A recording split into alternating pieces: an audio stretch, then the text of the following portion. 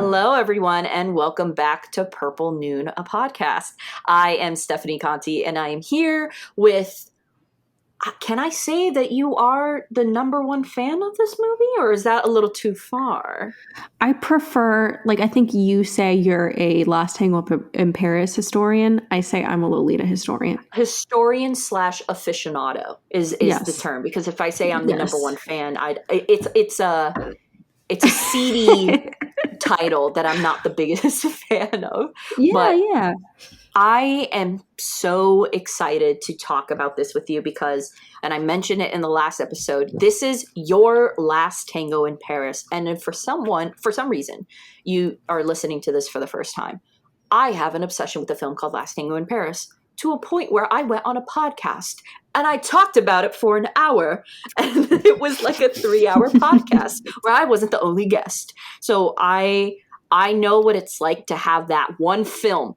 It's a good film, but a controversial film that you're just like, wait, hear me out. Hear me out. Don't throw me on the coal just yet. Hear me out. And this is, I would say, your version of Last Tango, right? Oh, it is. This is an important story, and I'm here to defend it. And you know what, Savanna? I want to hear your stuff first, but the one thing I'm going to say is I am so happy that I am watching this film because I've always felt I'm not going to say different. I've always felt a little bit on the outskirts with my love affair with Last Tango, but I can humbly say that your addiction with this film is on the same level as my addiction. And now that I've actually seen the movie, it's like a breath of fresh air where it's like, okay, same mental illness, just different movie. And I'm not alone. I'm not alone in the factor of it. So I appreciate you letting me into your world of Lolita. And I guess the first thing to talk about is tell me how you, the story of how you found Lolita, which one you watched first, did you read the book, that type of stuff. Give me your whole POV on it. Oh, I'm here to not even defend this story, because I feel like defend means that it's very difficult. Truth. But I saw for everybody that doesn't know, Lolita, the 1997 version, is free on YouTube to watch.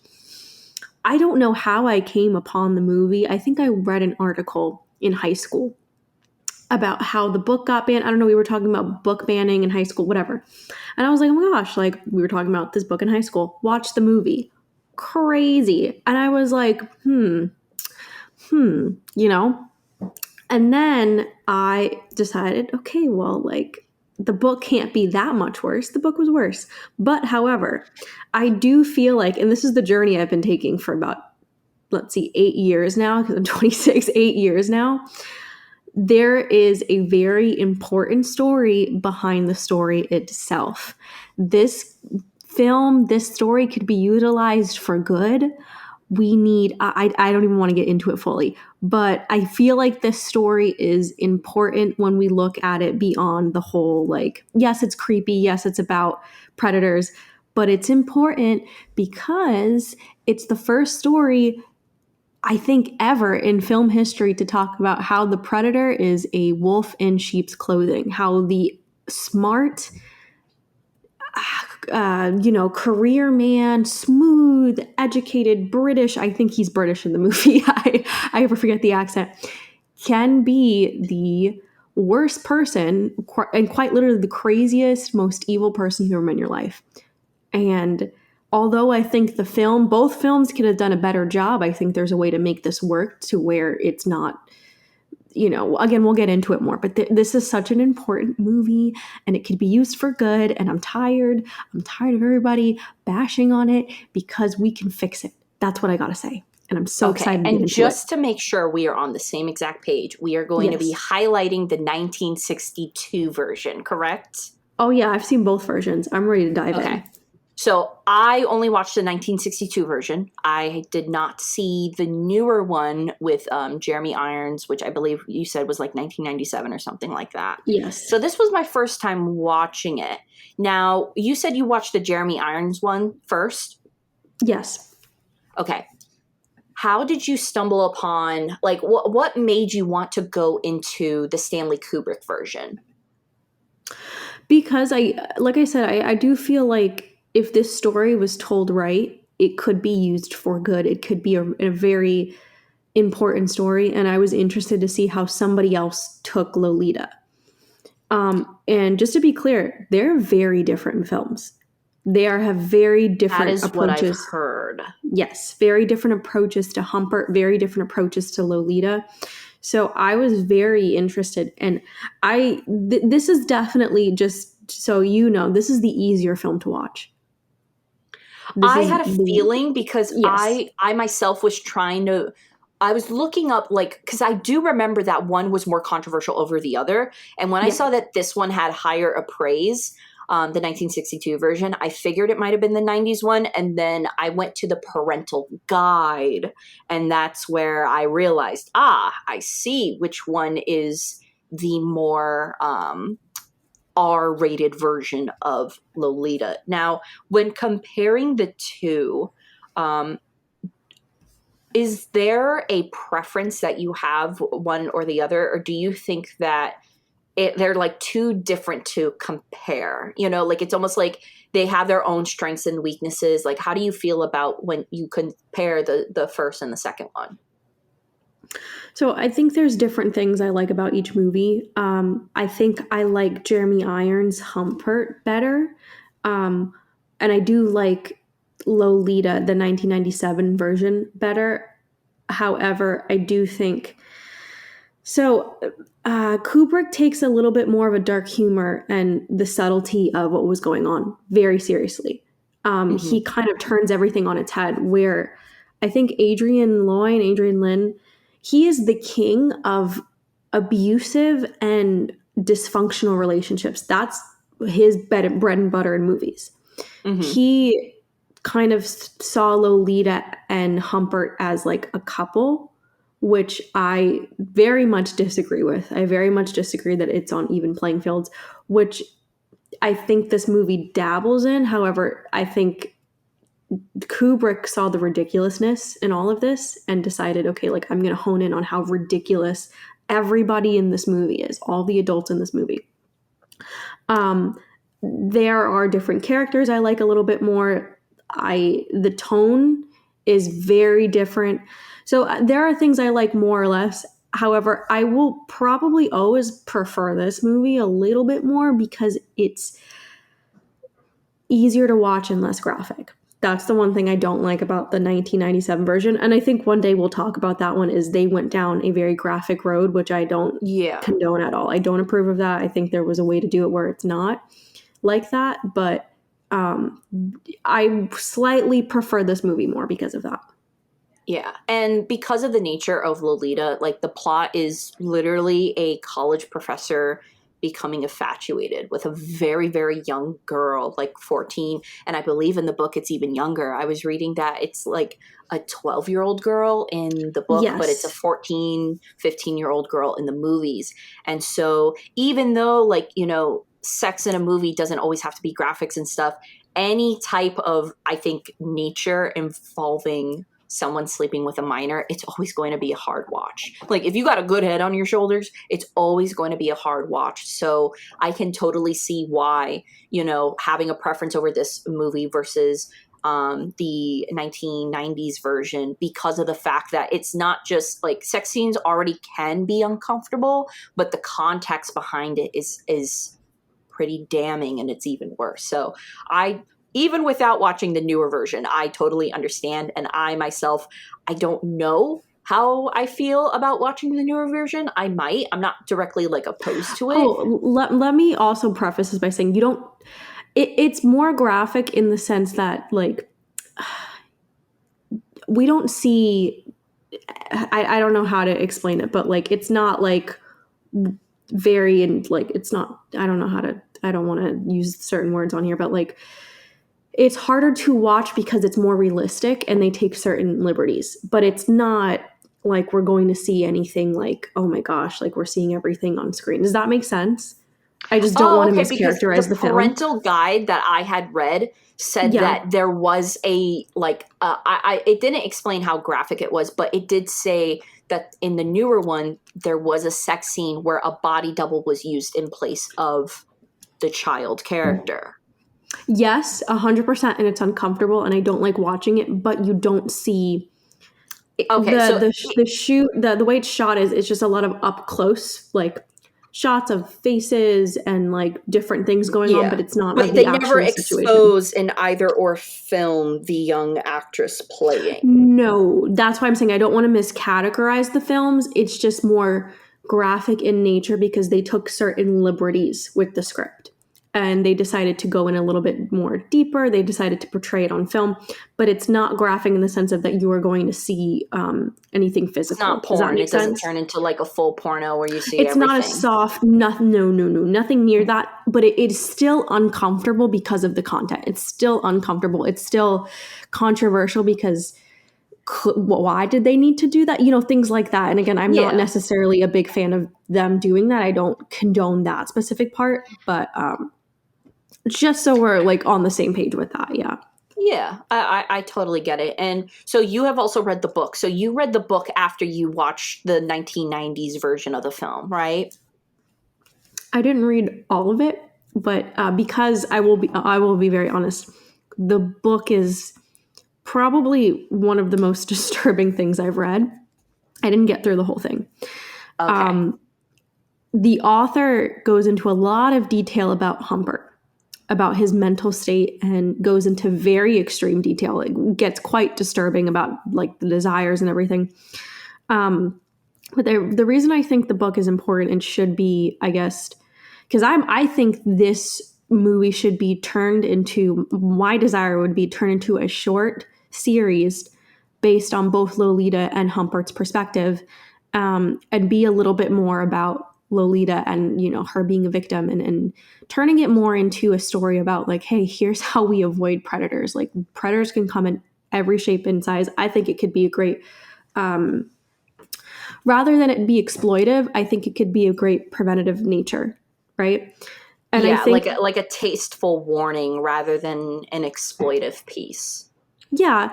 And although I don't think the 1962 version is like extremely exploitive, it, you know, it still leaves a lot of, and we'll get into it. The book is important for a few reasons because it really shows the audience how disturbed Humbert is, right? It really shows him that he's manic, that he is unreliable and sick. And we really understand how wrong and evil his fascination was, right? There's no like, well, you know, there is no, this guy is straight evil. And I think Yeah. that's where the films like kind of not get it 100% right. Yeah. Also, just a fun fact, the book also talks about what was going on before Lolita, what he was doing before Lolita, which I think is very, very important because it solidifies him as a predator. Oh, so it was not Lolita was not a one-time occurrence in terms of like there were probably other girls in the past and things like that. Yeah, he apparently in the book, he would specifically target women that looked younger, like very, very young. Mm. And And essentially I'm his guessing fast, it yeah, Oh, I was sorry. gonna say, I'm guessing you get to see like a really, like a more in-depth and uncomfortable snapshot as to maybe why he preferred younger girls and all things like that. I'm assuming that's how it gets uncomfortable and probably the fantasies that he has, correct? So just to give you context, the reason why he gets fascinated with Lolita, gets on this really crazy, insane thing with her is because she looks like his 12-year-old girlfriend when he was 12 that died. And Oh, okay. essentially the author says that kind of took him down a mental psychotic like break that he never, like he was just never aged out of that, right? And again, I think it's important when we look at his previous time, and this is just to give everybody context. It's important because it's not, I think when we talk about Lolita, that's why it's not a love story. It's not at all. And I don't like that it's sometimes categorized in the media as like, oh my gosh, older men. No, a pedophile. And I Yeah. think when we look at his backstory and how he was being a predator to many other people, that solidifies itself that, oh no, he just loved Lolita. No, he didn't. He was crazy and he Yeah, was doing this before. and this isn't. Oops, I made a oopsies once. No, it No, was, this is a, no. so I like to talk about the book a little bit because I think in pop culture, this movie, these characters have gotten very blurred.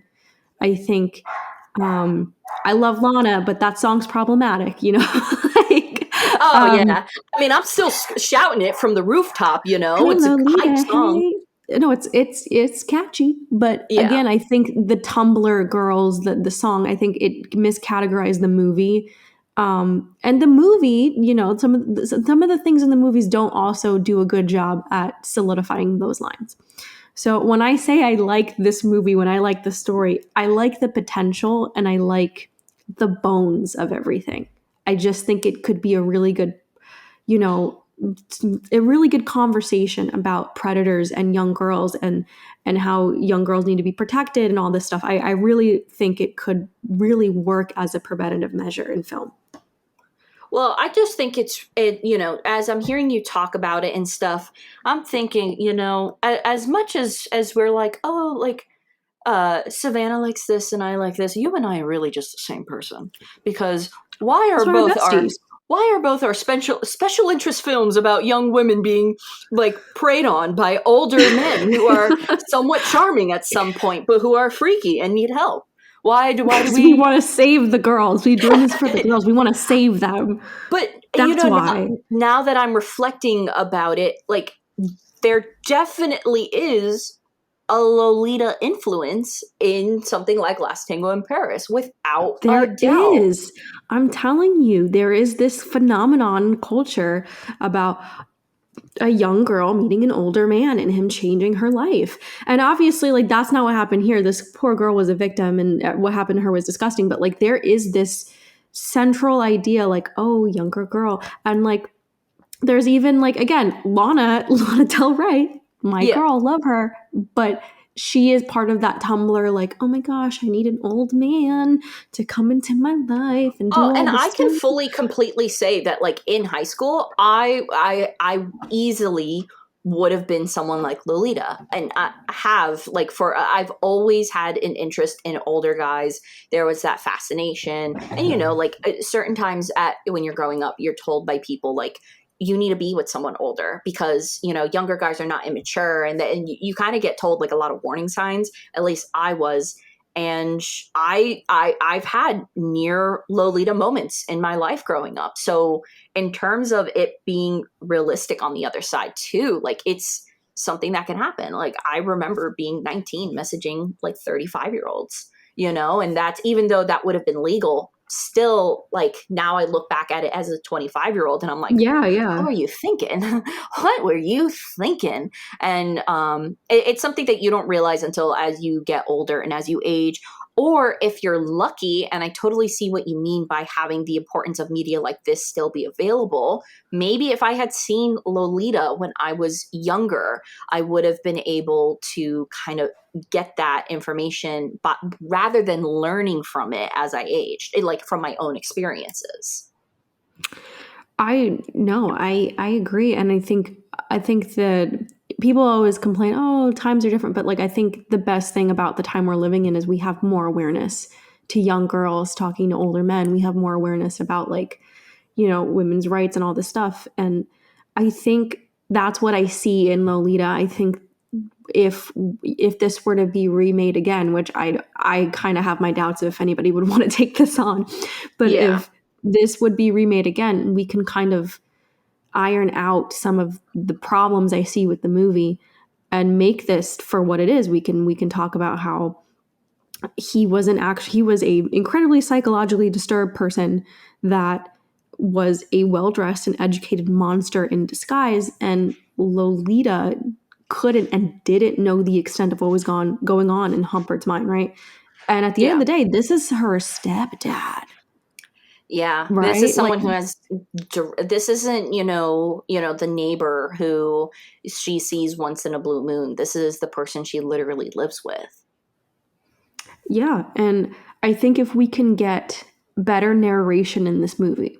Like, just talk about like a firm display of a mix of power and abuse and lust and his mental anguish. I think if we get the narration just right, it would be a wrap. I'm telling you, somebody needs to do this again. Someone needs to, we'll get into this movie. I know we keep It's talking definitely around it. going to be very difficult too, because you need to not only, because there's always with remakes and reboots and things like that, there's always this element of like you have to do an entirely new take on it when you actually don't. I feel like the Lolita is something that if it were to be remade in the wrong hands, it would backfire immensely.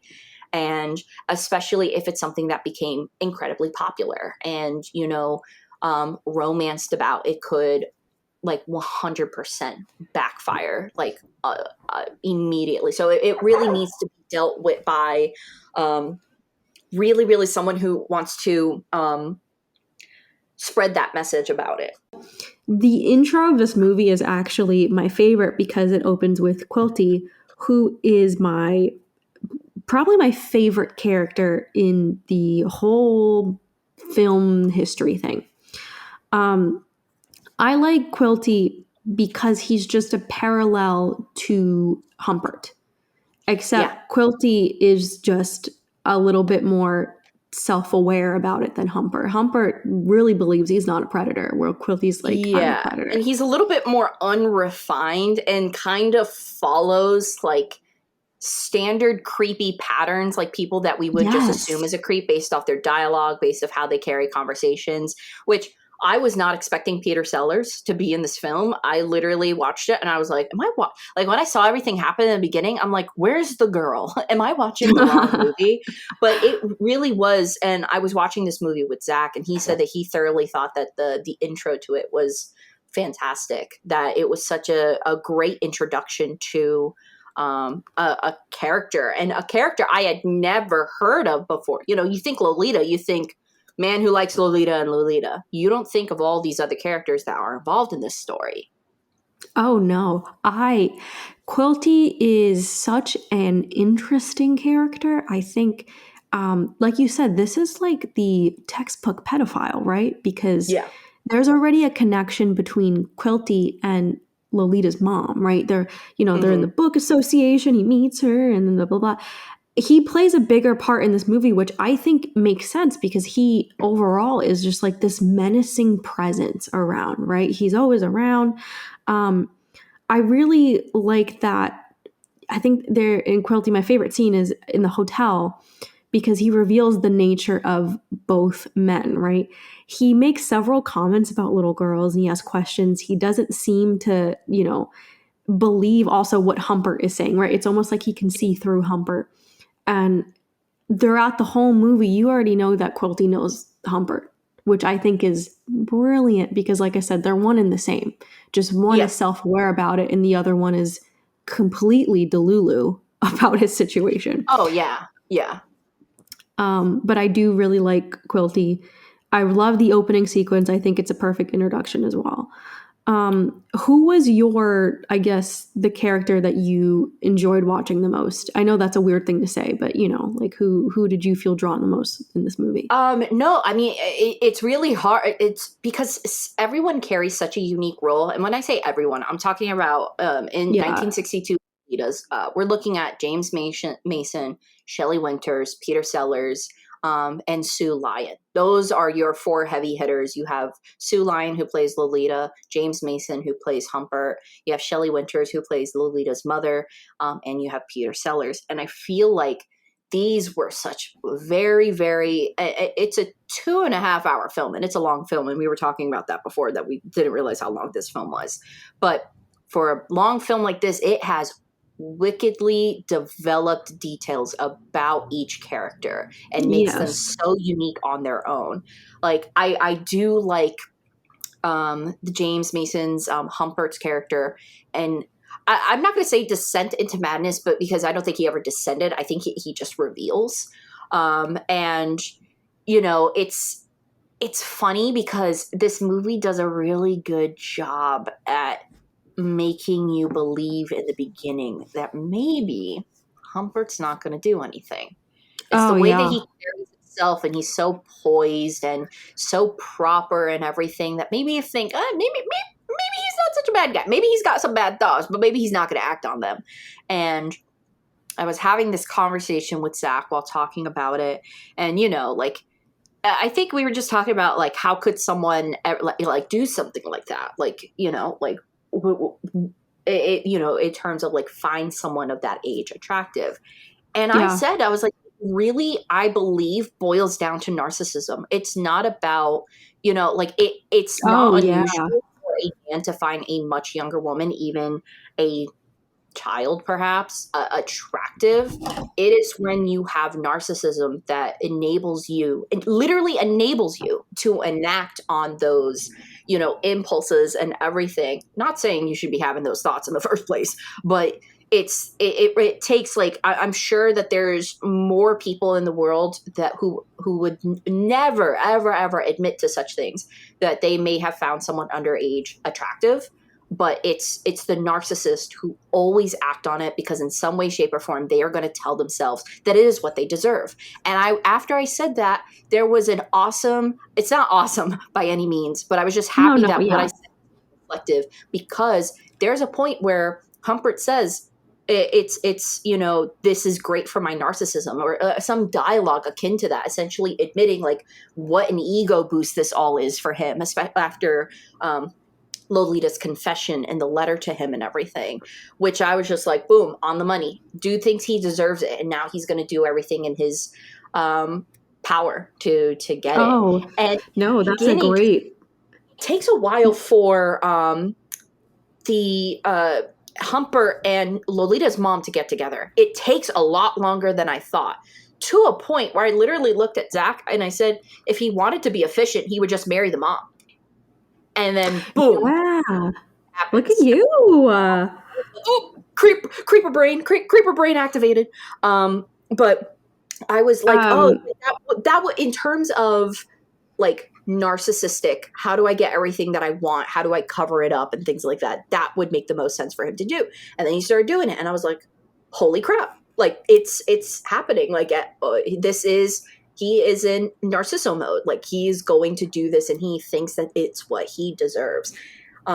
Peter Sellers, once again, fabulous role of stereotypic creep. And I'm going to say this, and I don't care if this rocks the boat.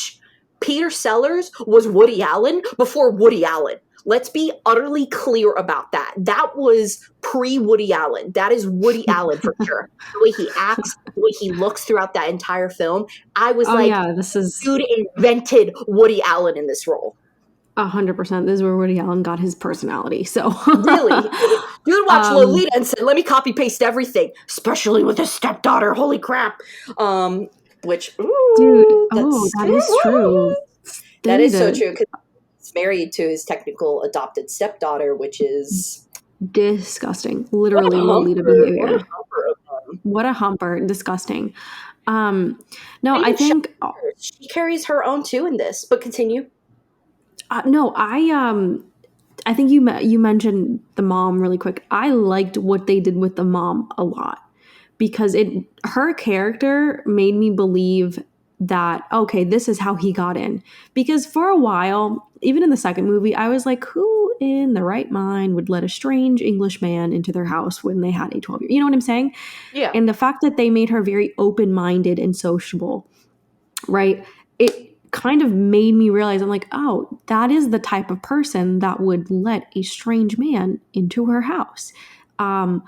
She also, I really liked the kind of the storyline of her grieving her husband too, and how he kind of met both of these women when they were in a vulnerable spot, which is very unique to this movie. And I liked it because, again, it made sense. It made the situation made sense. But the relationship between her and her daughter, she was pretty harsh on Lolita, in my opinion, calling her a brat and not having patience for her. Although, like, yeah, she seems like a regular, like, okay, she's 13, she's going to act up a little bit. It made sense. The way their household, their dynamic, Mrs. Hayes, it made sense why he was able to come in, why he was able to, like, swoop in, marry her, because he met them during a vulnerable time. So I thought that was a very smart Wade to sort of like develop her character while also making the storyline make sense. Good on Kubrick for that, because again, that was something for me where I was like, why are they letting this man into their house? And That's really sadly, not. it is usually when, like statistically speaking, when you look at underage grooming or underage sex abuse, it's usually someone close, whether it's literally someone living in the place that the child is living at, or it is a family member that is allowed in the home and stuff. Like, and I think they portrayed that dangerous openness that the mother had, to a T. Because, you know, like as an outsider looking at this, you may go, she's crazy. But this mother is so focused on herself and so focused on getting a hot man, to a point where when he shows any significant interest in Lolita, even Yeah. before it publicly became creepy, she got immediately jealous. Like Lolita in the Yeah. beginning was her beloved daughter, and towards the end of the film, she was like, I'll send her off to boarding school. Who needs the twerp? Like it was very like a disdain, because she could not stand the fact that, you know, Humpert would mention her and would be like, hey, when is she coming back? When is this? And probably Yeah. asking a lot about her. And I thought she was a great character. I also thought it was pretty crazy that I think at one point in the film, someone was like, I'm pretty sure it was an innuendo that they swing, because Yes. They were I swingers. Everybody in that group was swingers. yeah, and I'm like, Jesus Christ, like like they were like, oh, we're me and my husband are open, you know, we're just saying. And it's like, what? This dude is like at a prom, at like a young, like, or like a dance or like a jubilee of sorts. And, you know, they're like, oh yeah. And like right in front of like all the kids and stuff like that. And it's like, But I think wow, that's a okay. great segue on why maybe Lolita sort of fell into this situation, right? She, like, that's a perfect sort of parallel, because like the adults in her life were doing stuff like create, like, you know, adventurous, weird things, right? And she Yeah. was already in that situation. I really love that Kubrick put things in like that, because I've never gotten the sense from this movie, and you can tell me if you feel the same, that he was careful not to put the blame on Lolita. And there's a few reasons why Yes. I think that, because there's a scene in the movie where she's clearly very interested in the boy she's dating, right? And she seems very almost not super aware of Humpert's affection, like believing they have a friendship, or even like just a schoolgirl crush to get even with her mom, right? I Yeah. think Lolita was more portrayed as this kind of unassuming teenage girl that's trying to get even with her mom. And I think he was very careful to make sure that she wasn't, like, the character wasn't aware of the danger she was in, which I Yeah. appreciated, because I can't say the same for the sequel. I think he was very careful to do that. What do you think? No, I totally agree. I also think that it was such a unique, and I think it kind of had to be, in a way. You had to make Lolita interested, not because it made 100% of sense, but because if she was completely against Humper, it would have been a horrible thing to watch. It would have been an uncomfortable watch. Whereas this, you're like, where is this going? What's happening? Like, you're more perplexed by anything, rather than if she was like, no, get away from me, you're a creep, get away from me. It would have been a much more intenser, darker story. Not to say that this isn't dark whatsoever, but I feel like that was a really smart move on his part, and I totally agree. It really doesn't put a lot of blame on her, because we really see a great job of Humpert's character and this very refined British persona that he's made for himself start to break down. I think the most notable scene is where we see this breakdown is after the wife dies. Yeah. And even the events right before it, whereas she finds, which I was also really so shocked that the mother was actually going to have a moment where she sees, and that's the crazy and that also once again highlights the self-absorbed, like the absorbishness of Yeah, the mother, self-absorbent. because she's Yeah. reading about this old goober fantasizing about her 14-year-old daughter, and she's like, oh, you called me fat on page 4. And it's Yeah. like, you're not going to focus that this man is obsessed with your 14-year-old. You're like, oh my God, you called me a cow. I can't live with this. And it once again just revealing the dysfunction. And I think the way that Lolita is acting, she had no adults in her family. Father dead. Her No. mother is so self-absorbed, and she had to focus on herself. And when you are that young, what do you think is a surefire way when you are a young woman to get protection you need in life, to get some finances and everything like that? What are you told? Marry old and marry rich. And so here is a distinguished English gentleman in her house who's been showing her attention. Of course she's going to send him a little letter being like, I think you're really cute and I can't wait till I come back from summer camp. XOXO. Like, of course he's But going to that's get that. literally Of like what course. it is. It's a little girl's idea, right? It's like, Yes. oh, mom's being mean to me. Let me go try to like flirt with her boyfriend. That's literally what she thought. Like, okay, like, yeah, I'm gonna go flirt with her boyfriend because it's fun, right? And I think he did a really good job at portraying that innocence. Yeah. Of like, And oh, she was just trying she to get never attention really and she never loved Humper. Like, let's be like, that's no. not love. She loved the attention. She loved feeling special. She loved feeling unique. And I know many people will be like, well, no, at some point she loved her. No, she did not. As someone who is No. very, very close in the situation and almost had a Lolita moment myself, I can very well say I was not in love with the person. I was in love with the attention. I was in love that I felt special. And I was in love with the fact that I felt grown. And when you want to be a grown up and you want your own independence and you're not at that age yet where you can be free and make your own decisions, there is nothing more validating than someone you like telling you, I look at you like an adult. I look at you like a grown person. Because in the end, even though like what he fetishized Humper about Lolita was all her growing up and like her pubescent, like, you know, going through pubescence and everything like that. But but he always still at the end of the day try to view her as an adult when she was never. That's always what they try to do. They try to reason. That's why he was trying to justify it. That's how he was trying to justify it. Like, oh no, she's older than her mind. And I think you make a good point about like she never. I think that's where this social media and like people Tumblr have taken this movie of like, oh, but it's a love story. It's not a love story. This is a little girl that liked the attention. She just lost her dad. Her mom's a Looney Tune. And was just, and I think in many ways too, you can make an argument that she was maybe looking for her mom's attention in some way. There's a lot of way you can take this, but the truth is like, this was in no way her, I guess, like consenting to what was going to happen. You know what I'm saying? And you see that when Humpert takes her to a different school and she starts having attraction to other people.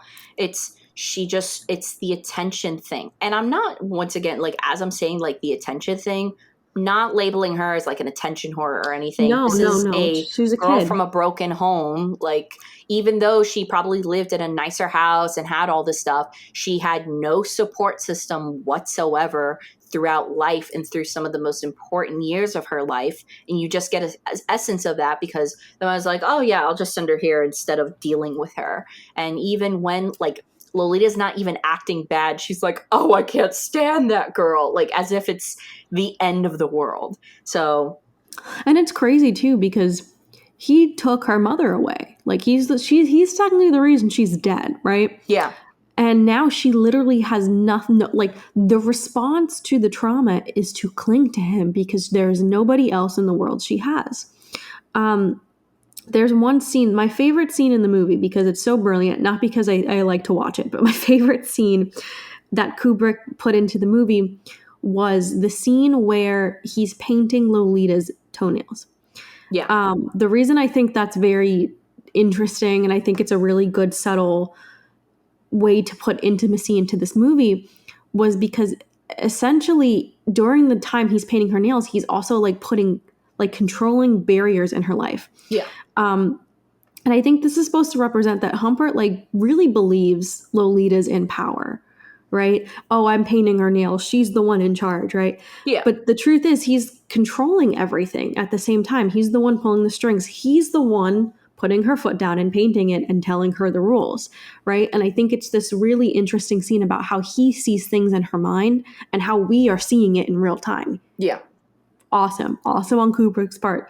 And that is a little bit explored in Last Tango in Paris, but in a more graphic scene where Marlon Brando bathes Jean, and we like it's a very it's to really convey a level of intimacy that in reality shouldn't happen, but it is happening. Like even like it's one of those things where even if I consider like. I would ask myself, would I ever let my dad paint my toenails? Absolutely not. I'm kicking him in the face. Like, no. And he would never. And so it's a sense of intimacy that's just a little too much. It teeters on the element of like, how do I show that not only the controlling elements, but they have gone close enough. Like they have gone to the extent that they've been there, you know, like bestie, I wouldn't even let you paint my friggin' toes. Okay. It's like, such an intimate, you don't think about it, but it is such an intimate thing, right? Like painting nails, brushing hair, unless they're little kids, obviously. Well, and maybe fingernails, I feel like are a little bit different, but because there is obviously, we all know there's niche fetishes in the world involving toes and tootsies and whatnot. And you all are thick. No, like, I mean, if that's your shtick, I mean, it's better than liking kids. So, c'est la vie. Peace, c'est la vie. But it's just so intimate, you know, like, and it's kind of, you know, people have like feet insecurities and stuff like that. And, but also people have like the fetish. And even at the end of painting her little toes, he goes, oh, don't ruin this. Don't ruin this. And you can then immediately know, oh, he ain't doing favors. He's literally dressing up his doll. He's painting the nails. He's doing everything and fitting her to the image that he wants. Which is, once again, I think also conveyed in movies like Last Tango in Paris and I feel like it's funny because you have just a toe painting scene versus Marlon Brando literally bathing this girl nude, like full it's like on scrub dub like Nurse in the loofah type of action there. And it's very graphic. That's a very like. It's not supposed to be graphic, but because he's actually doing it, it's graphic. He's actually bathing her straight up. That's what I'm like, whoa. Like it is. They had to do this on set, you know?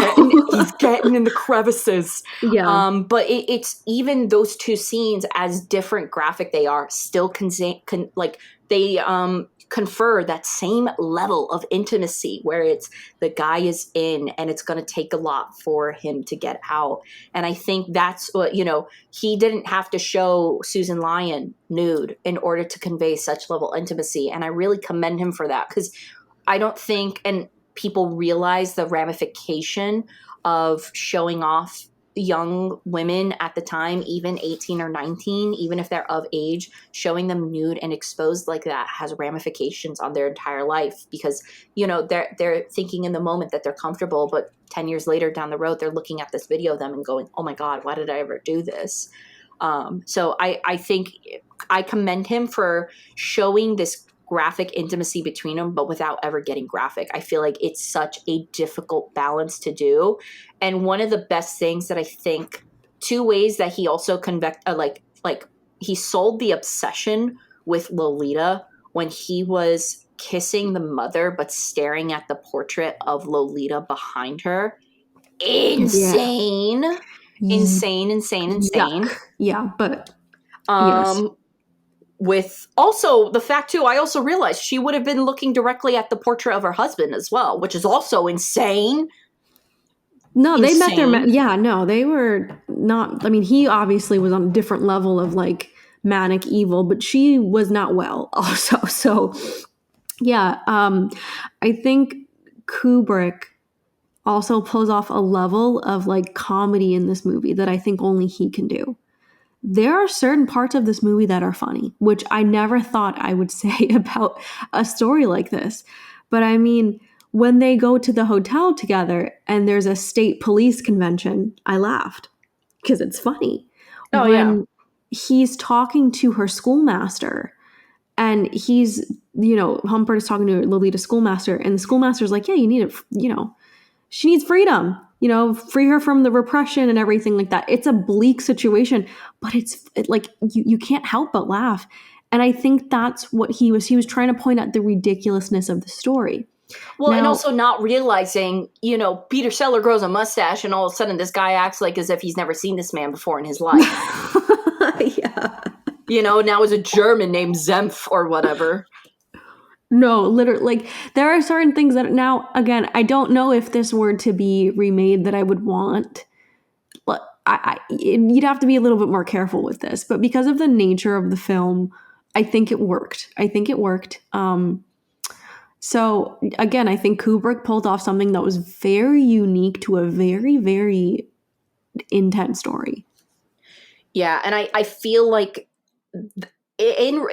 there's obviously many different types of creeps out there, but I feel like the biggest two stereotypes are nailed in terms of what benefits that they have and then how it descends into. So your first stereotype is the suave, older, refiner gentleman who just can't seem to find a woman. And, that is Humpert's characters, obviously, who descends into the egomaniac, the I deserve it, and this is what I made for, once again, egomaniac. There's usually that descent. And then there's also the funny, weird guy who made me laugh a few times, now all of a sudden being a voyeuristic creep and owning it to a degree, not necessarily going the whole I deserve it route, but like going like the it is what it is, I'm just that guy, like all that type of stuff. Like I feel like those are pretty two like categories of creepers that I feel like have been stereotyped. It was nice to see the stereotype kind of go in and out of each other as we saw the development of Humpert's character and as we saw the development of Peter Sellers' character. And I think when we talk about the book and the movie, this was at a time where nobody was talking about predators. It was not mentioned. It was not worldwide, especially in more wealthier or like academic professional circles. And that's what they were. These were well-off people that were academics, playwrights, professors, right? Especially not in that world. So this was even a bigger like controversy because of the fact that they were like, hey, like the people that you think are safe are probably not, especially like, and that nobody was definitely talking about like stepdads and anything like that. So that's a big reason on why this movie was controversial too, was because now we have stranger danger. Now, there's so many stories and so many things that are like there to protect young women from, all this stuff. But back then there wasn't. So this was controversial just for being mentioned itself, let alone making a whole story in a movie and stuff. So I think that's what people need to sort of, when watching this movie, look at the context of like, oh, wow, like back then, nobody was saying nothing about any of this stuff. And it was happening in Hollywood's neck of the woods, at the time. So I think one prominent figure at the time, and I just looked it up, and it's funny because an article was made about it 3 hours ago, and where it says Jerry Lee Lewis, his former teen bride, opens up about their marriage when she was just 13 and he was 22 years old.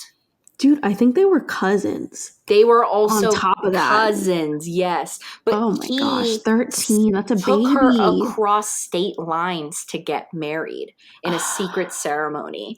And so this was literally happening at, around the time of Lolita. So it's at least refreshing in a way to know that there were people with a good, like, that this wasn't always an excused behavior. No, obviously, people would look at you sideways. It was easier to get, like into like it was easier to get away with this type of stuff back then because some people weren't as critical to a point as they are today about it, which I think is to a benefit that they're more critical about it today than back then because we're learning from these lessons because we're hearing from the people who are in this environment. Like this letter does not like this about the 13-year-old who married Jerry Lee Lewis. This letter that I'm reading right now does not talk about how it was an easy life for her. She said it was hell because he was abusive, because he was narcissistic. He was all that type, the freaking stereotype, you know? So the one thing I think is, I think about this film and I really want to know more is with someone like Peter Sellers and the actor who plays Humpert. I really am just interested in knowing why the role appealed to them because it is a tough role to be in and it is a bit of a role where you're sticking your neck out when picking Oh up something yeah. like this. And Yes. so I'm wondering if maybe you know if you've looked up as to why both those actors wanted to be in a movie like this. Well, I know I don't know about Peter. I don't know about the actor that played Humphrey in this movie, but I know Jeremy Irons. I believe it was he wanted to work with the director, and that's what really convinced him, Adrian Loynes. But I also know that Humphrey is probably one of the most difficult and complex characters in literature because of how manic he is, right? Yeah. You have to play him suave, you have to play him trying to convince himself, and then you have to play him manic and evil when he's having these crazy thoughts. Because in the book, he has a lot of horrific statements that he makes to himself about Lolita. Like he has a lot of disturbing content. And then he switches to like, I hate myself. This is disgusting. I know how like it is a very up, down, sideways, back and forth. So I think as an actor, this is sort of it's you're sticking your neck out by playing this role 100% because for some people, when you do something like this, there's no going back, right? Like people just see Yeah. you in that light. But it's also, in my opinion, like the role of a lifetime because of how complex he is. And I think if he's played right, like I said, there could be more good that comes out of this than not because it could be a cautionary tale that we're telling people. It could be like, hey, don't trust men, when you're, Yeah. or like make this a movie not about victim shaming, right? Because I think, and something I wanted to say when you brought up the Jerry Lewis thing was like, back then, victim shaming was very prominent. Well, Yeah. did she talk to him? Well, what did she say? Well, she did write him a letter saying that she had a little crush on him. So, I think people look through it that lens, finding any excuse to sort of excuse the older adult in the situation. I think if it were to be remade, that would have to change completely, like no fault of Lolita of her own, no Yeah. matter what. And I think that way it might be easier. I think if you're going to be in a situation where like it's almost seen as a couple, yeah, no, that's a really difficult position to put yourself in. But if it's a position of like I am playing a very evil man, I think it makes it a little bit easier because you know that the situation is only being portrayed as evil and not being portrayed as some weird, twisted, sick love story. Does that make sense? Oh yeah, and I would never label someone who plays like a creep like this a creep in real life. I think No. genuinely they're great actors. It's like there's genuinely actors out there where I literally see them and all they play is nothing but Nazi roles, and because they're German, and I'm like, there goes my favorite one. There he is, and he's in every single one. You know the one I'm talking about, the I one from know, Inglorious yes. Bastards, who has literally played a Nazi in every damn movie he's ever been in. Typecasted, bro. Yeah. But like that doesn't. I would never think. You think he has that similar ideology in real life? I would never think that of him. So I can't label someone like that for playing something like Lolita. I can see someone being so interested in a character, and I do think if you hate a character, I do think you could play it well because you know the things that you don't like about that character, Yeah, just yeah, like how yeah. you know the things that you love about a character. I think it could be used as a strong advantage in acting, So I feel like that is like it's kind of like when people mimic people that they don't like.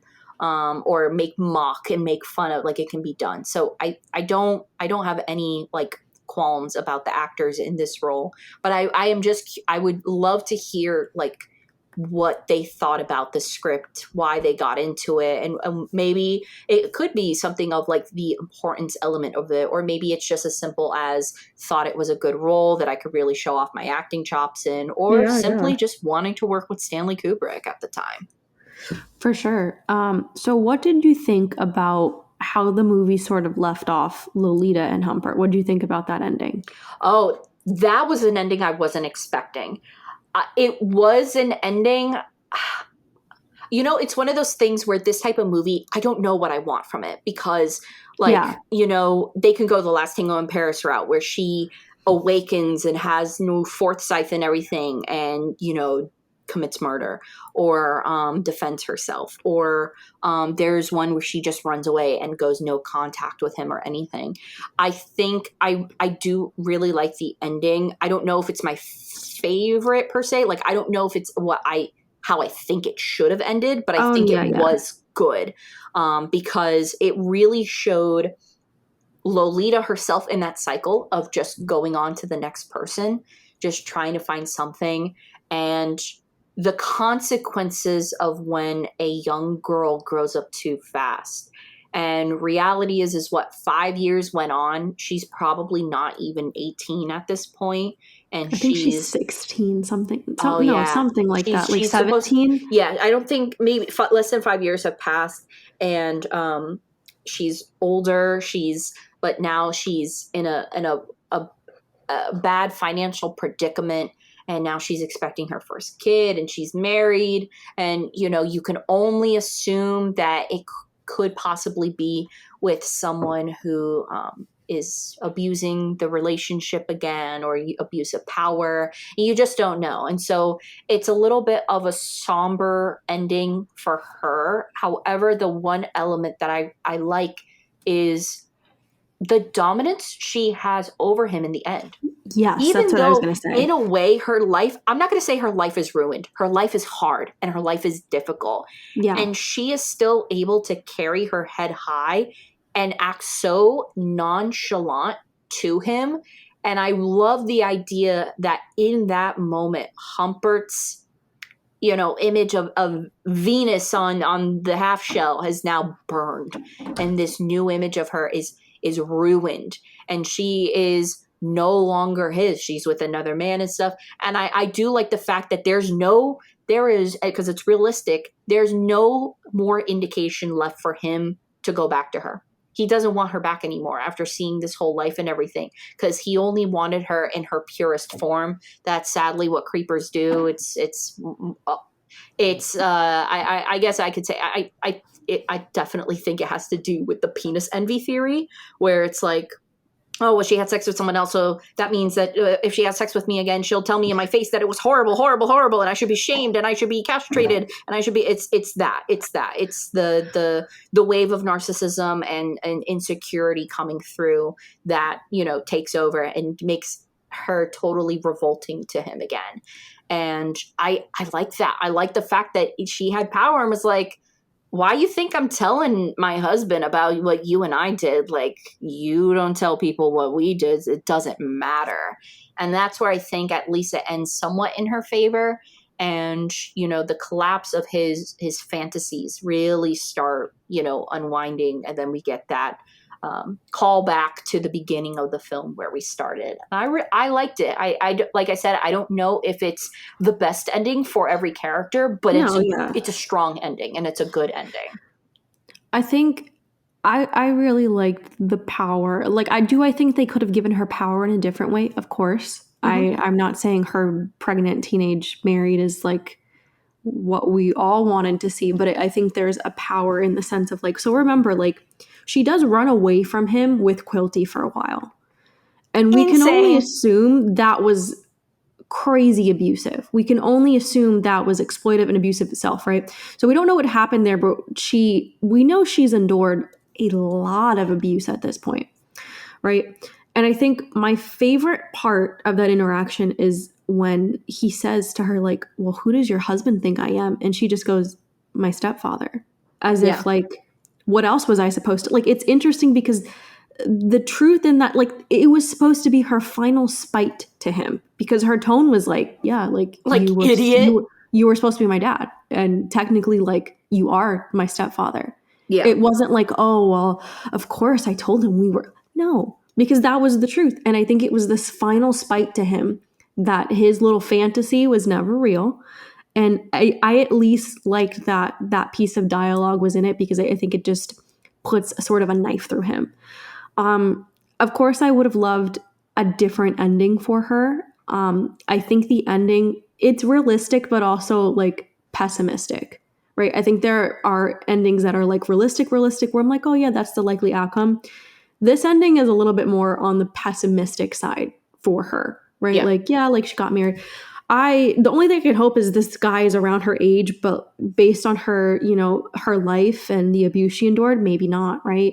Yeah, and the track record and statistics, you can only hope. And that's the thing too. It's never mentioned, and it really wasn't like people at that time were just marrying just so that way they didn't become old and their eggs didn't die when they turned 22 or some shit like that.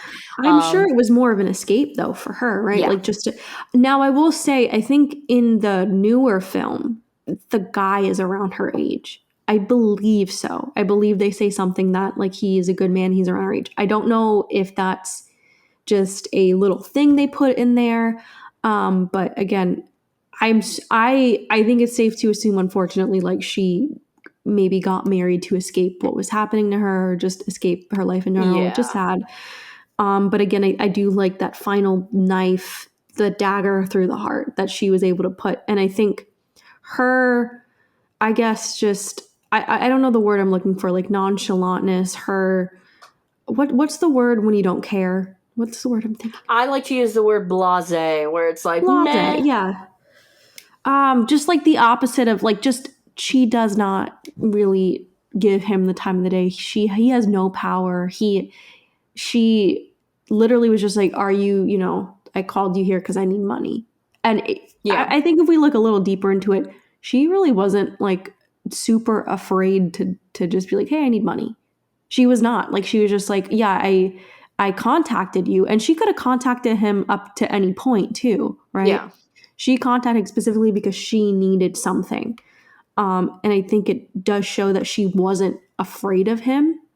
I don't know if she was ever afraid of him, or, but Yeah. I like that piece of like, yeah, I contacted you because I needed money. Are you Well, going and to I think give she me wasn't any? afraid of him because she saw him as weak when she got with Quilty. Like, Yeah, that's that's true. ultimately, like, I think that's what happened. And I think also what also hammers in the coffin on Humpert's narcissism is the fact that he sees his, and I'm going to say it this way because it is half this way, half another way, his former lover pregnant in a bad environment, in a bad home, and his first thought is to just hand her some money that she was due and leave. He never considers, maybe I should take her away. Maybe I should step in, because he never loved her. He never loved her for who she was. It's so interesting though, because it's not like that in the next movie. Really? He's crying. He's like, run away with me. And she's like, no, I'm good. Yeah. Where in this one, and I will say, if it is more realistic for him to Yeah, I think that's what I was going to say too. cut off The fact, connections and be like, ugh, because that's what usually happens is when these, victims are in environments where if they have the opportunity to sexually explore some, stuff with another person, the image that has been created around them is shattered for the abuser. but what's wild is she's still a kid. Yeah. Like, she's not like, it's not like he's seeing her 30 years late. Like, she is still like 17 years old at this point, right? Mm-hmm. She's a kid. And the fact that like, I guess that 2-3 year difference made it all to him is so beyond disgusting and disturbing to me. Is that like, we're still looking, when we see her, we're still looking at like a girl, which is wild.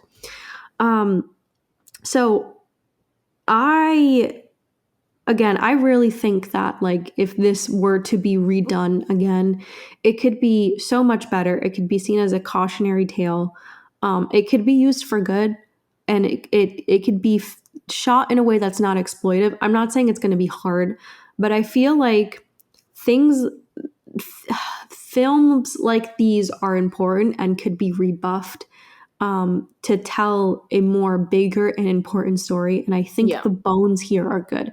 I think the Humpert character is such an important character to display in film because he is really evil. This is like top 10 most evil characters ever because he's Yeah. just unapologetic. Yeah, he has moments where he's like, what am I doing? But that bounces back so quick. He Oh doesn't yeah. care after a while. He's just like, you know what? It's fine. And if they were to just up that, if they were to just do a little bit more of the book and just share that this is an evil person, it could really do a lot. And then like not victim shame Lolita, of course, and sort of show her as the kid that she was. I really think this is like a really important story to tell. It's a lot of people's story if you think about it too. I agree. And I think this movie has enough drama without Lolita that it still makes it interesting. Like, I do Yeah, think, like, besides the moral of the story, I do think it's a well done drama. I for think sure. it's sadly realistic, but it's really well done in terms of the engagement of it. Like, I'm not the type of person who enjoys, like, I'm not going to say that I don't enjoy long movies. I have reservations when it comes to long movies because I feel like sometimes they just add in too much detail. Oh, I I agree. I Yeah. feel like this movie had just enough detail to, because I think if it was all Lolita, all the time in the picture, it would have been really uncomfortable, and I think it would have just been worse. The fact that we had almost an hour without Lolita and just seeing this obsession grow on him and like what he can do and stuff really made it for an interesting perspective and wondering, okay, like what's going to happen next and stuff. I also think everyone in this film acted the hell out of their roles, including Sue Lyon, who I was so immensely impressed with. Her mannerisms and portraying not only the I'm going to be an adult for a day type of vibe, but also her revealing moments of like childness. And I think she conveyed that so well. Of course, being at the time in real life, 14 years old, it's going to happen. It's going to come natural to her.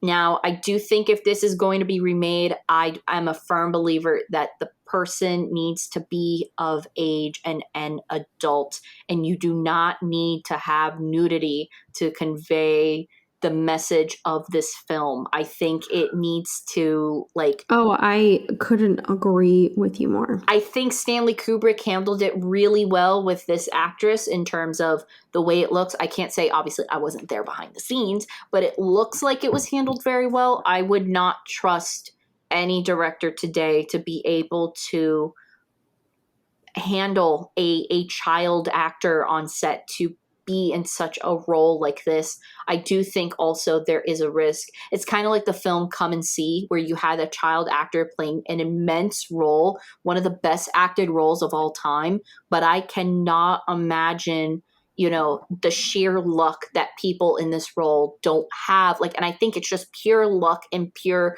coincidence that they don't have immense trauma from being in films like this. I don't think it's just handled with care. I think there's a sense of luck. I think you could be handled with care during a movie like this, but you could end up with some type of issue just from the matter of what you are portraying. I couldn't agree with you more. I think this has got to be like a Red Rocket situation, right? Where Yeah.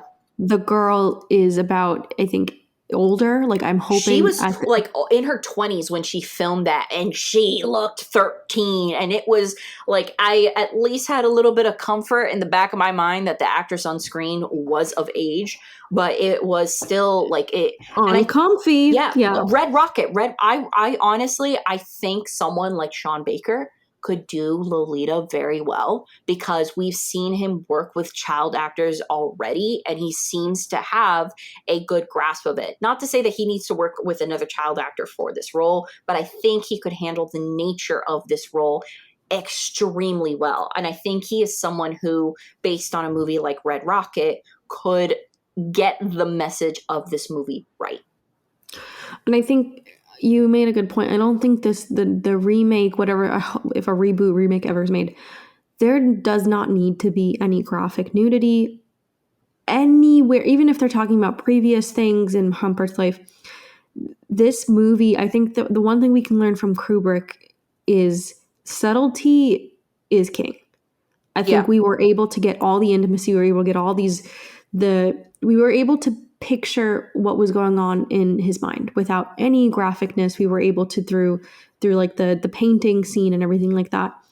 There's ways you can do it without being grotesque about it, I guess. And I would hope the next person would take that example too, because there's a lot of ways to make a movie like this without exploiting, even if the actress is an adult, which I'm hopefully lobbying for. Like I want the actress to be at least 18, 19 years old.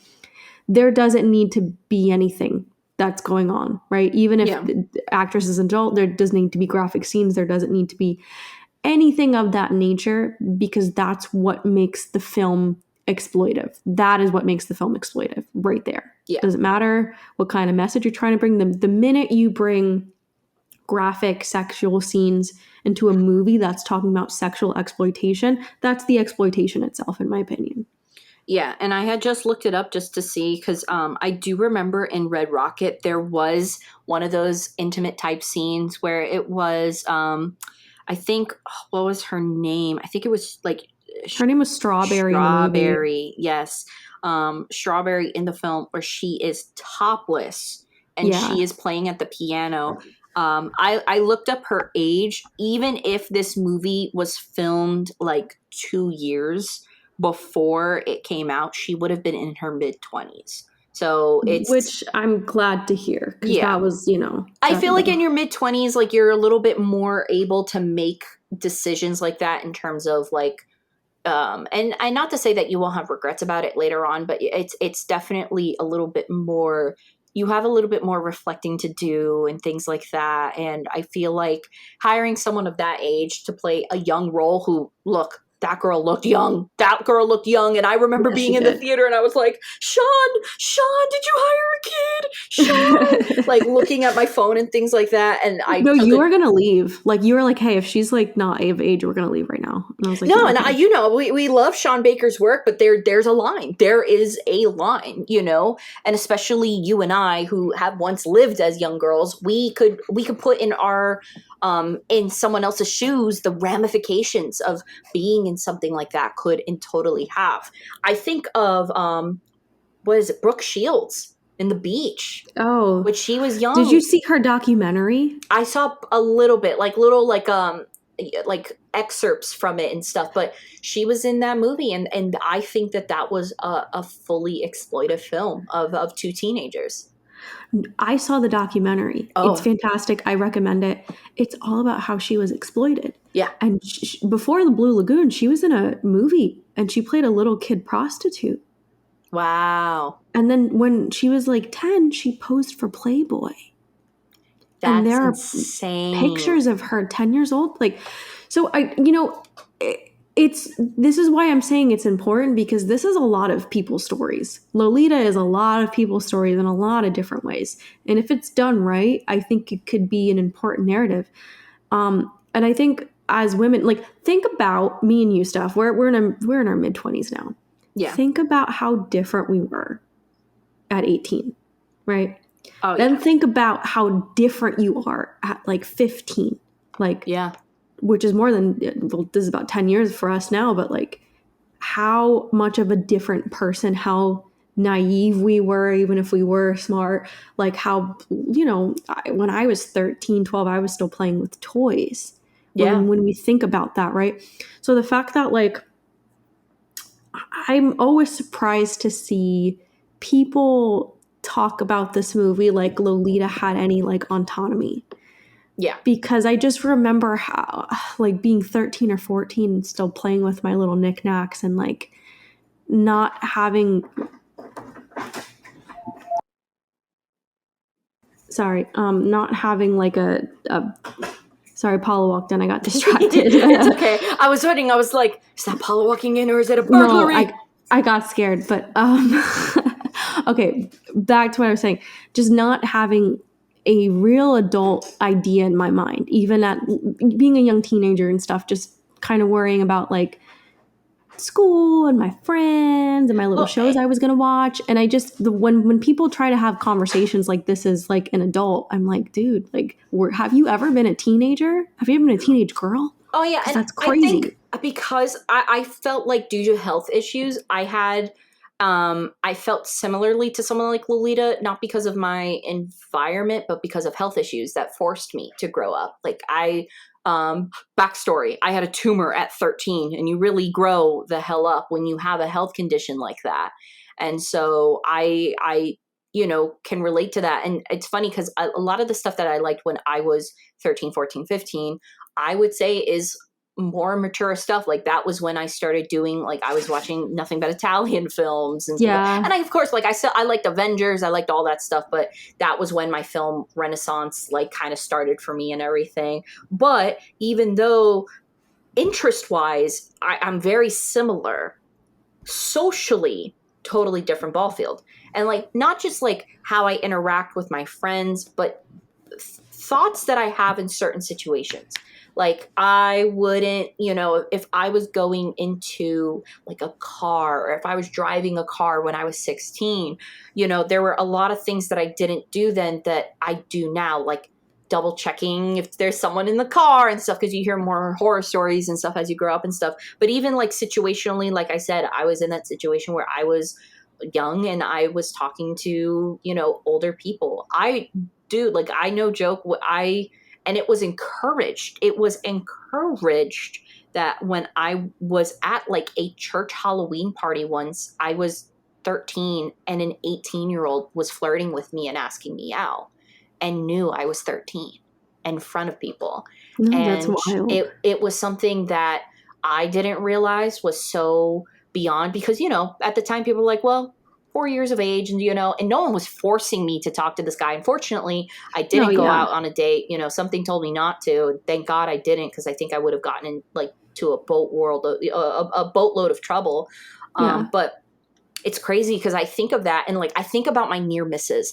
I'm very fortunate to say that I have many near misses as well, instead of like many lessons learned. So and like I said, that is because of health issues. I was like, nope, I gotta grow up now. I gotta learn how to deal with this stuff. And I felt like a Lolita at one point.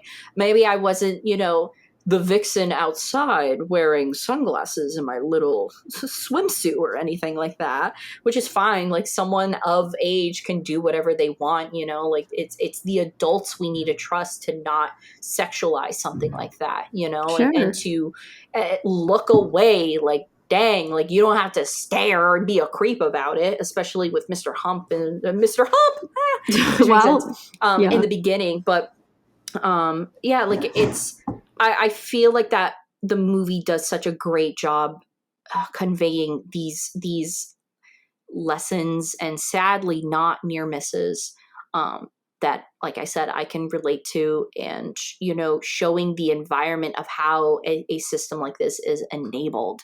And I've seen it before too. People growing up, and like I've known people who dated much older guys when they were in high school, and because they kind of grew up in environments where they were open to that so early on, like if you're 25 and you want to date an 80-year-old, live your truth, queen. Live your truth. I'll question you about it, but live your truth, because I think you are a little bit older to make that type of a decision. But if you are 14 and you're like, hey, there's this cool college boy talking to me, I'm gonna be like, you know what it is? It's when you get to that age and you realize, like, ugh, why would I ever talk to someone that young? That's when you really start to understand the ramification and how gross it was. Like every age I get older, I think about all the older guys who I've talked to and things like that.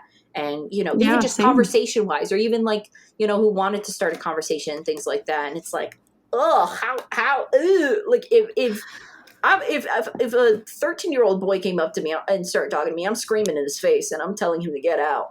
Like it's just uncomfortable, No, and I think like Lolita, there are a lot of young girls and young kids that don't know that they're playing with fire. They Yeah. don't really understand because to them it's just like kid stuff, right? You're not thinking this is now we have different precautions and stuff, but you're not thinking this is a dangerous situation. There's a new movie that I saw recently that's called May December on Netflix with Julianne Moore and Natalie Portman, and it's based off the Mary Letourneau case, the teacher that abused her, I think, 11-year-old student or something like that. And it sort of dived deep into that sort of situation too, about like how, because that movie took place, I think, 30 years after the abuse, and they were still together, and it's just this crazy story. But I think all that to say is there are a lot of movies talking about abusive relationships and power dynamics between ages. Hmm. And I'm glad to see that sort of popping up in cinema because Yeah. it's important stories. This is an issue that we really haven't taken seriously until recently. I'd say past 10 years. Yeah. Yeah, and it's because of the victim shaming and ultimately the victim silencing at some point, where it's like, no, you wore a bikini. This is what you were sentenced for, young lady. And it's like, no, like I think like just because someone is wearing something, like I think over the years too many excuses have been made to put blame on the women and the young people, and not even always women, even young men, and everyone in between at the time, who is in the situation. Too much blame is put on them when at the end of the day, like, why are you getting mad at a child for doing childish things? Why are you not getting mad at the adult for breaking the law? Like, I don't know Yeah, why, yeah. like, there's this thing where it's like, oh, but she was asking for it. Well, you were asking for a pony at that age. So, whoa, your point is what? Like, your point is stupid. Like, oh, she was asking for it. She was consenting. She was But it's like this. it's a kid. You don't know what's If going you on were when a you're a 13-year-old kid. year old boy and Jessica Alba willingly walked into your room, it would be your fantasy, right? But that doesn't make it right. That doesn't That's make what May it. December is about, right? Just so you know, it's Re- about an older woman and a little boy. I recommend the movie. It's fantastic because it takes place 30 years after. So the woman is now in her 60s and he's in their 30s and they're together. It's based off the Mary Letourneau case. that's Recommend crazy. it. Great movie. Talked about power abuse dynamics. Awesome. Watch the movie. Okay. Maybe we'll talk about it on here, but again, I think if this movie was done right, it could push the narrative in the right direction. And I'm hoping that one day somebody will be brave enough to do that because the bones are good, the characters are really complex and interesting, and I kind of want to see it perfected. Yeah. I do think now going back to criticizing the movie overall, I think this movie is incredible. I think it's really well done for a 2.5 hour movie from the 1960s. It is extremely well paced and well Yeah. done. I think the biggest qualm that I have with this movie is I remember looking at Zach, and after I said, I was like, you know, if he really wanted to get into this family and be a creep, he would marry the wife. And then all of a sudden she goes like, we just came back from our honeymoon. And I'm like, where did the time jump go? What happened? I thought, like, I was so confused. I think I don't know, maybe because I was eating while I was watching that scene that I might have missed a second, but I felt like it was a little bit choppy, with the time jump in the film and going like, okay, Lolita's away.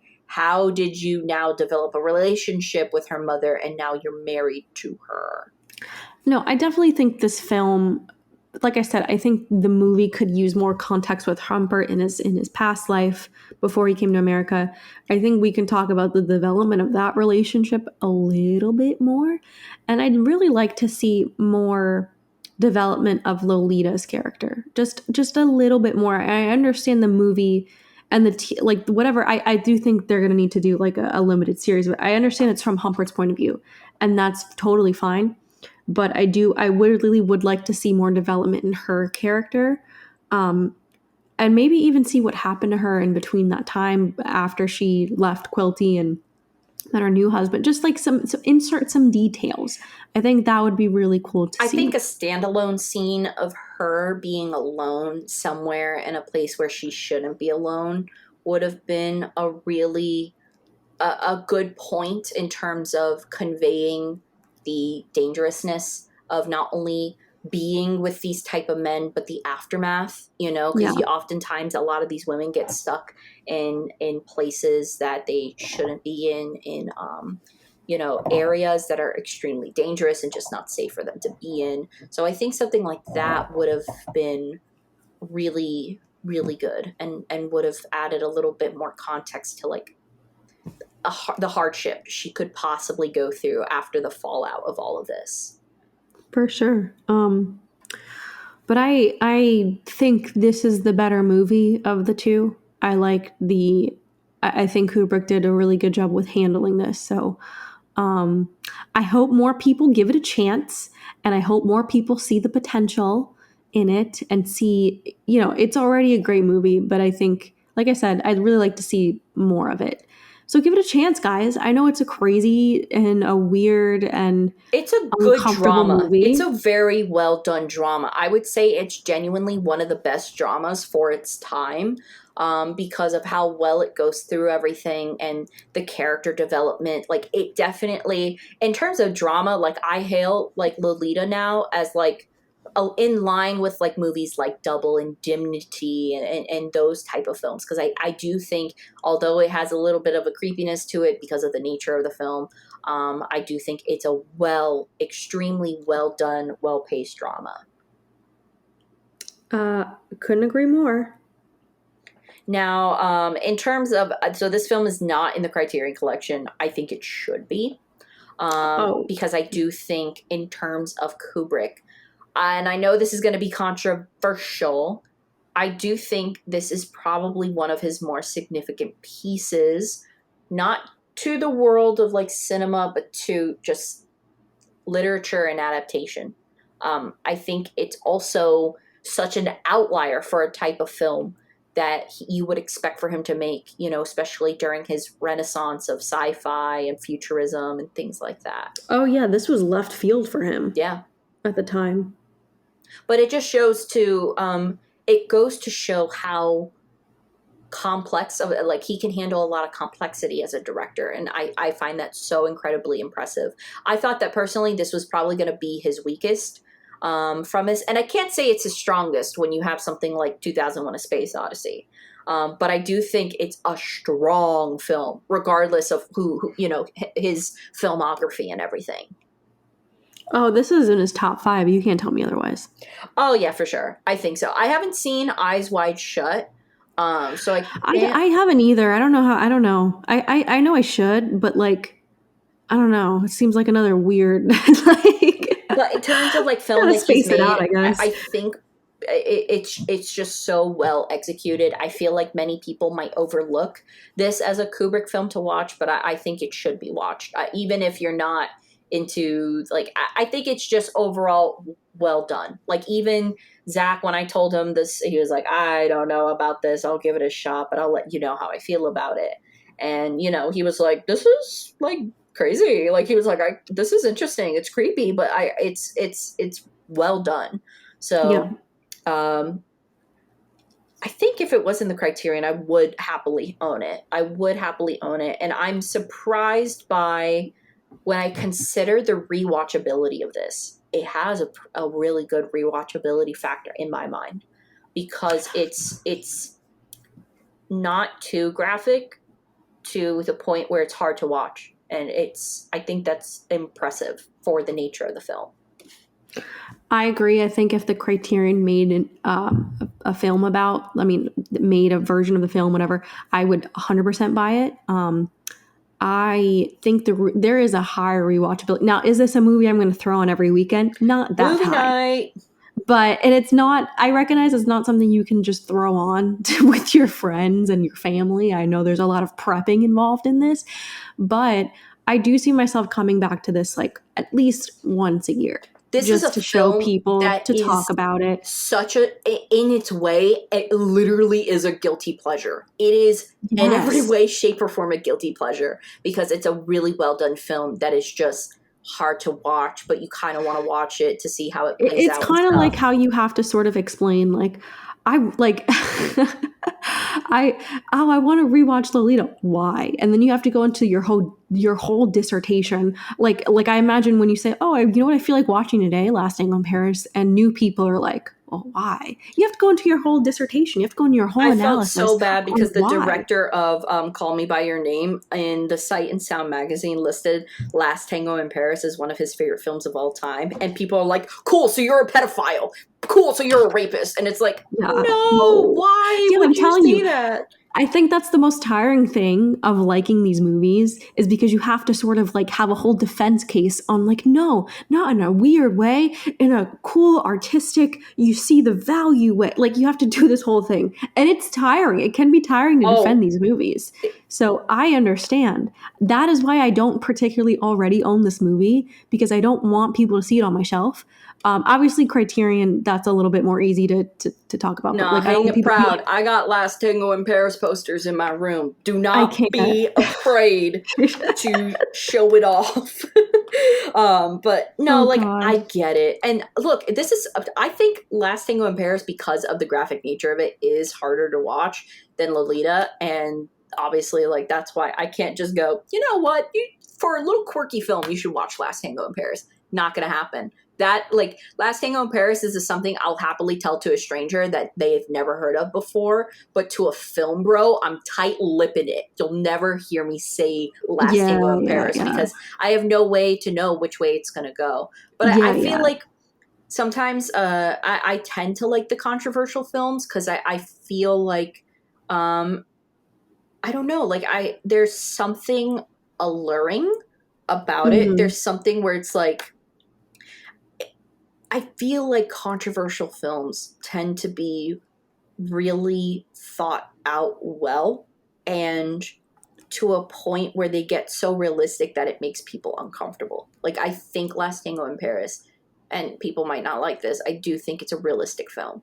No, Um, I think like that could happen to and I do people think Lolita's 100%. a realistic film, and I think that's why people are really quickly to write off those films. Well, and also, I know Last Tango in Paris has a bunch of other controversies behind it in terms of the director and the relationship that this director had with his actors and actresses and everything, and how he was just kind of a shitty person.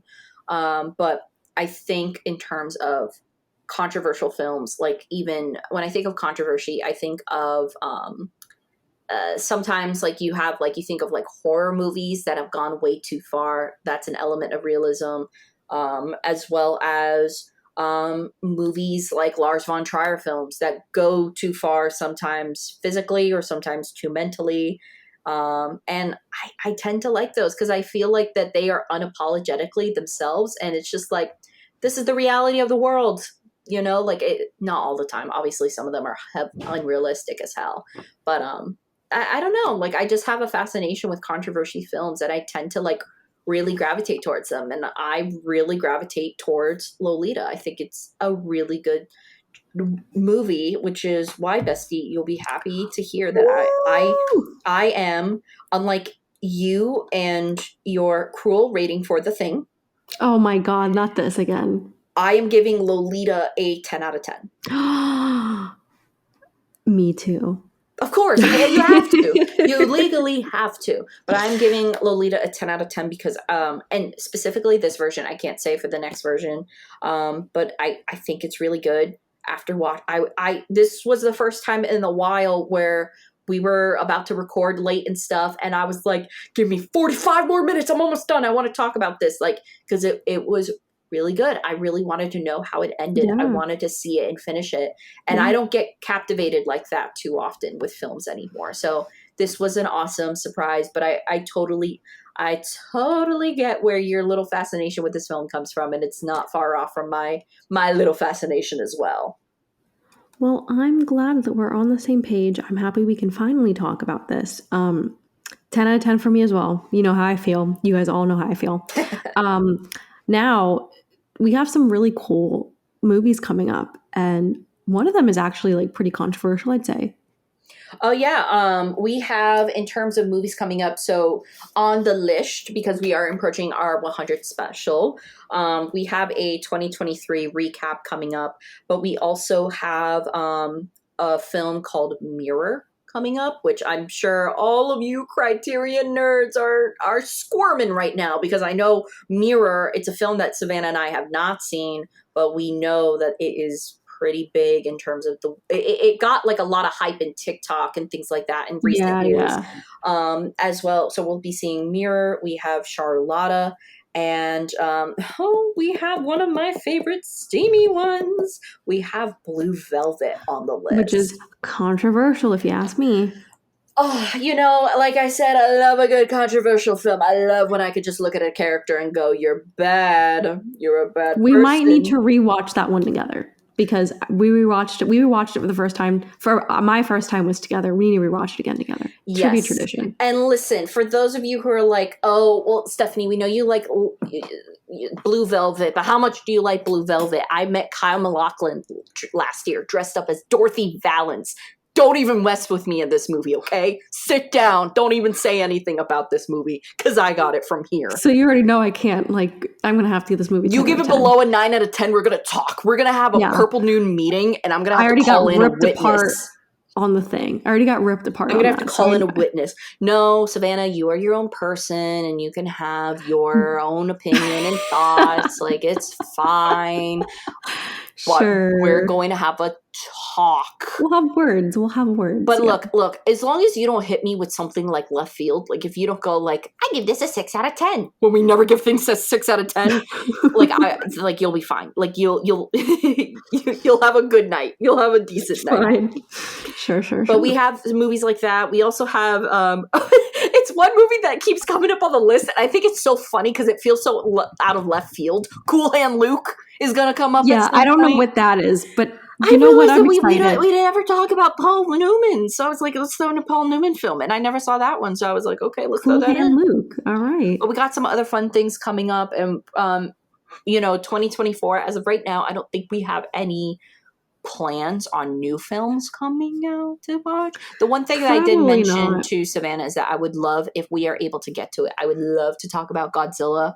The newest Godzilla movie, I believe, is called -1. Because I've heard so much good things about it, and it really, I like the indie elements of it. So hopefully we'll get to that at some point if we're able to watch it in theaters soon. But we do have some fun stuff coming up, so please stick around as we go through and as we approach our 100th episode. And just once again, thank you guys so much for supporting us and everything. Shout out to our Patreon members. We have Homeboy James, Danny Boy, Sensei David, and Manny. Thank you guys so much for your support. If you would like a shout out in every single episode, be sure to check out the Patreon link below. And the next time you hear from us, we're going to be doing our 2023 movie recap and just talking about what we've seen, what we liked, what we didn't like, and all that fun stuff. So we will see you guys in the next episode. Thanks for listening. Bye. Woo!